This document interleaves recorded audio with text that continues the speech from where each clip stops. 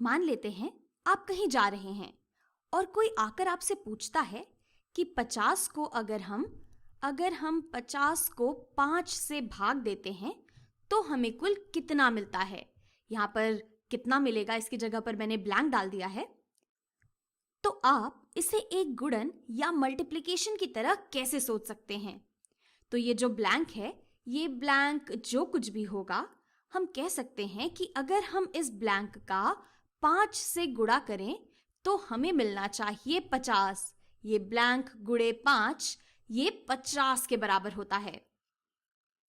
तो अब हमें ये सोचना है कि कितने गुणे 5 ये 50 के बराबर होगा। ये तो हम जानते हैं कि अगर हम 10 का गुणा करें 5 में, 10 बचे 50 के बराबर होता है।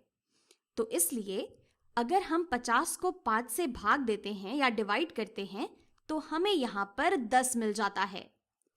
तो मैं उम्मीद करती हूं कि आप इन दोनों के बीच का जो संबंध है, इनके बीच का रिलेशन समझ पा रहे हों।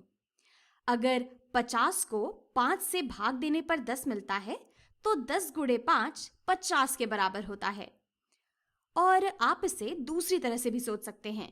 आप कह सकते हैं कि 50 को अगर हम भाग दे देते हैं, 50 को अगर हम डिवाइड करते हैं 10 से तो हमें कितना मिलेगा। मान लेते हैं कि ये फिर से इस ब्लैंक के बराबर होता है। तो 50 को 10 से डिवाइड करने पर या भाग देने पर हमें मिलता है 5। 50 बटे 10 ये 5 के बराबर होता है। और ये हम कैसे जानते हैं? ये हम इसलिए कह सकते हैं क्योंकि 5 गुणे 10 ये बराबर होता है 50 के।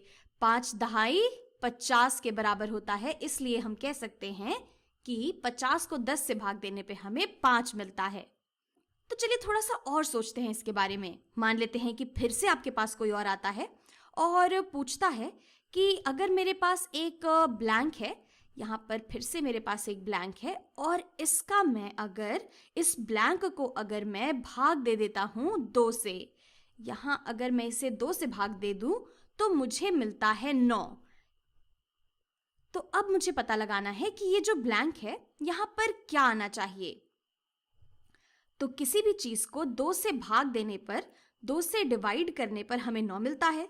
तो ये एक तरीका है इसे सोचने का कि अगर आप कहते कि जैसे कि हमने यहाँ ऊपर किया था, जैसे कि 50 को 10 से भाग देने पे 5 मिला था और जैसे कि 5 को 10 से गुणा करने पर 50 मिला था, तो ठीक वैसे ही अगर हम 9 का गुणा कर देते हैं, अगर हम 9 का गुणा करते हैं 2 से तो हमें कितना मिलता है।